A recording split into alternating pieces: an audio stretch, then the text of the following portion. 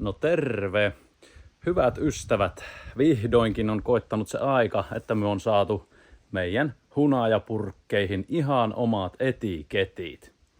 Nämähän on ollut siis työalla tässä jo jonkun aikaa, tai itse asiassa jo jokin aika sitten saatiin ne valmiiksi, mutta meni hetki ennen kuin löydettiin sopiva painotalo ja saatiin sieltä sitten ihan niin kuin tarrana nämä etiketit paikalle, ja nyt niitä on päästy jo vähän purkkeihin lätkimään ja ollaan sitten aika lähellä sitä, että päästään hunajaa myymäänkin. Käydään vähän katsoa, miltä etiketit näyttää.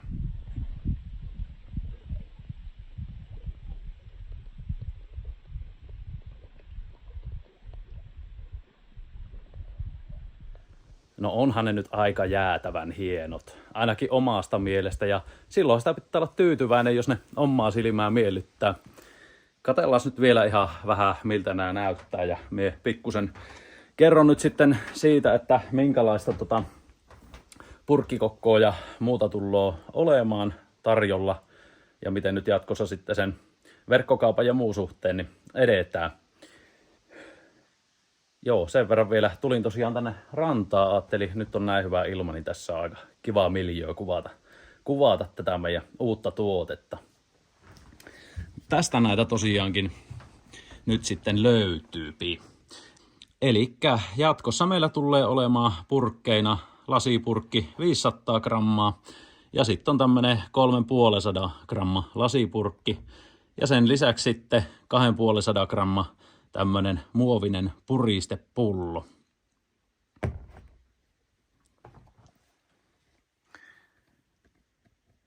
Tässä nyt on sitten logo ja Sisulassen hunajalle ihan oma. Ja niin kuin huomaatte, siinä on vähän yksityiskohtaa.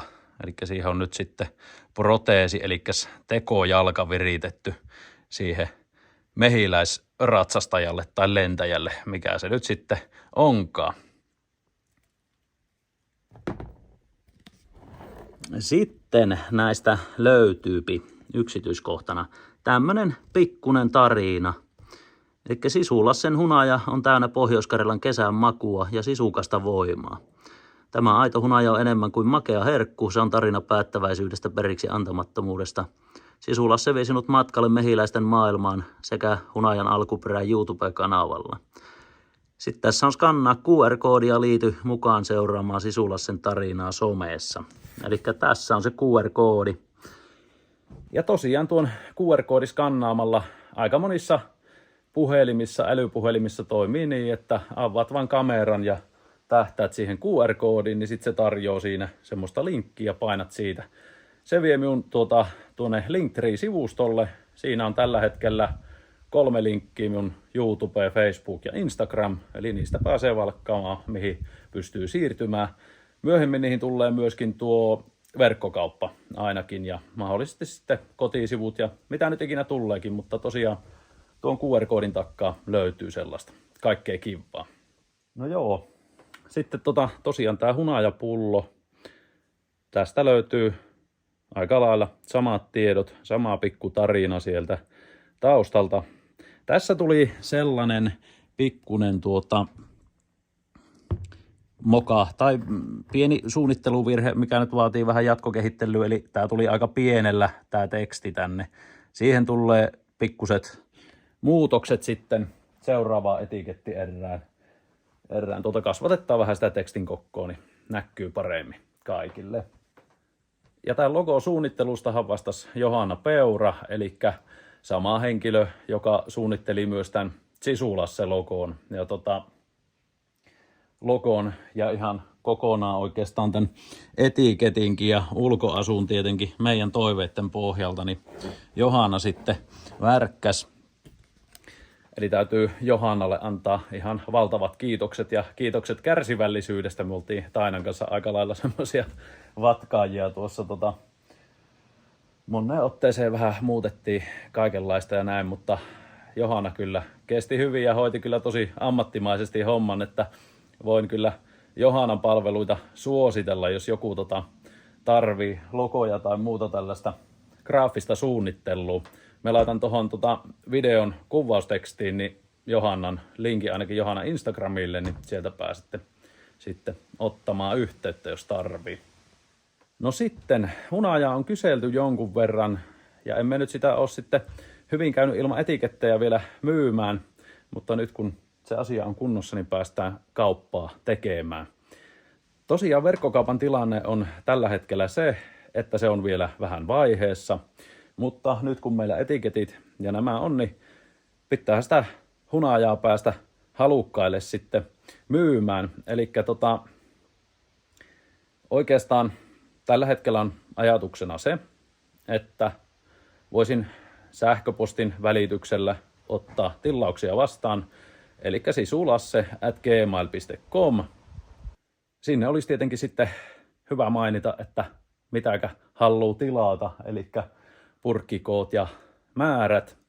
Ja tällä hetkellä on tosiaankin sitten lajikkeena tattarihunajaa löytyy. Sitä on tässä. Se on pikkusen tummempaa, vähän voimakkaamman makusta. Sitten on ihan monikukkahunajaa ja tosiaan tässä on vähän tummempaa monikukkahunajaa. Se aina vähän riippuu miltä tarhalta on sattunut mihin purkkiin tulemaan. Siinä ei hirveästi tattaria pitäisi olla, mutta ei tietenkään voi taata, että se olisi ihan 100% tattarista puhdasta, mutta tämä on sitten hyvin voimakasta tattaria. Ja tosiaan vielä siitä täytyy sanoa, että nyt kun nämä hunajat on purkitettu niin sanotusti linkouksen jälkeen, ne on tämmöistä aika kirkasta juoksevaa. Ja hunaja sitten luonnollisesti jossain vaiheessa lähtee kitteytymään, eli siihen alkaa tulla vähän semmoista raetta, muuttuu semmoiseksi karkeammaksi, sokeri kitteytyy siinä. Ja se on vaikea sanoa, hyvin paljon riippuu mistä kukista sitä mettä siinä hunajassa on, että mitenkä nopeasti se kitteytyy, tai kitteytyykö se ollenkaan. Joskus on niin, että se säilyy hyvinkin juoksevana ihan vaikka seuraavaan vuoteen tuossa purkissa. Jos nyt haluaa varmistaa, että se ei rupea kitteytymään, tilaa vaikka isomman määrän hunajaa, niin kun sitten itse tykkään tehdä niin, että laitan ne purkit pakastimeen. Siellä se kitteytyminen pysähtyy, eli ne ei kitteydy, ja sieltä sitten aina purkki kerrallaan otan käyttöön sitä mukaan, kun tarvii. Muovipullo on ainakin semmonen, että se kestää hyvin pakastamisen. Me on nyt testannut omassa pakkasessa lasipurkkejakin. Ja ne tuntuu kestävän, koska hunaja ei kovetu ihan kivikovaksi, niin kuin esimerkiksi vesi. Eli se ei samalla tavalla sitten laajene ja näin ja halkaise lasipurkkiin, mutta sille en rupea takkuita antamaan, että se lasipurkki sen kestää. Että en ole niin pitkään vielä testannut, että uskaltaisin. Se on sitten omalla vastuulla. Mutta muovipullo kestää tietenkin. No sitten jossain vaiheessa tulloo sellaista niin sanotusti pehmeäksi kitteytettyä hunajaa. Eli se on sitten sellaista vaaleeta, pehmeätä. Ja se tehdään niin, kun tuo hunaja nyt luonnollisesti alkaa jossain vaiheessa kitteytymään, niin sitä käydään vaivaamaan sitä hunajaa. Ja sillä vaivaamisella rikotaan siitä sokerista se kiderakenne, jonka jälkeen siitä tulee semmoista hienompaa. Ja sen jälkeen se kestää pehmeänä sitten ihan pitkätkin ajat. Mutta se tulee sitten vähän myöhemmin tosiaan, kun nuo hunajat tuolla alkaa sen kitteytymisen, niin pystyn ne sitten vaivaamaan ja saada sitten sellaiseksi, että ne saadaan tosiaan pehmeäksi kitteytettyyn. Elikkä tämä on nyt sitten niin sanotusti vapaasti kiteytyvää hunajaa, elikkä se jossain vaiheessa vapaasti alkaa kiteytyä, jos alkaa. Tällä hetkellä näyttää, että tämä monikukkahunaja on ehkä niin kuin pikkasen alkanut semmoiseksi sammeeksi mennä. Eli siinä aavistuksen sellaista kitteytymistä on havaittavissa, mutta kuitenkin juoksee vielä ihan hyvin, on sillä lailla tuommoista kirkasta. Tattarihunaja taas sitten, niin tämä on kestänyt paljon kirkkaampana, niin kuin näette, niin ei näköjään ruppe kitteytymään ihan niin herkästi. No joo, me laitan nyt näiden hunajapurkkien hinnat tuohon kuvaustekstiin tähän videon, eli siitä ne voi käydä lukemassa. En käy niitä nyt tähän sitten ääneen luettelemaan, kun näköjään osaa enää puhua muutenkaan. Ja Sitten jos halukkaita on hunajaa tilaamaan, niin tosiaan sähköpostiin tietenkin hyvä laittaa siihen omat tiedot ja tilausmäärät ja näin. Tuun tekemään sitten päivityksen myös Sisulassen Facebookiin. Sinne tuun laittamaan myöskin nämä hinnat ja systeemit ja näin. Ja tällä hetkellä nyt sitten, kun verkkokauppa ei ole vielä auki, niin niitä maksuvaihtoehtoja ei ole niin paljon, mutta jos nyt joku haluaa, niin sähköpostilla tilaus. Sen jälkeen me lähetän maksulinkin teille sähköpostiin tai tekstiviestillä puhelimeen, ihan kummin haluaa, ja sen pystyy sitten pankki kautta luottokortilla käydä sen maksulinkin kautta maksamassa sen tilauksen. Ja sitten kun tilaus on maksettu, niin hunajat lähtee postin matkaan. No, tässäpä nyt nämä tärkeimmät. Jonkun verran tuli lätinää. Tulen tiedottelemaan sitten varmasti vielä verkkokauppahommista lisää ja muutakin hunaja-aiheista videoa varmasti vielä tulossa. Ja myöskin ottakee muut somekanavat, Facebookki, Instagrammi seurantaa. Siellä tiedottelen myöskin näistä hunajajutuista ja kaikkea muutakin tietysti kontenttia sinne on luvassa. Ja joo, hei, mökeille on saatu ihan kivasti uusia vuokralaisia, uusia kasvoja tässäkin syksyn mittaan nyt. On ollut kivaa huomata ilmeisestikin siis kylläkin Facebookin ja tämän YouTuben kautta aika paljon porukka sitten meille löytänyt. Se on tosi kiva juttu. Tietysti nyt syksypuolella mökkejä on vapaana ja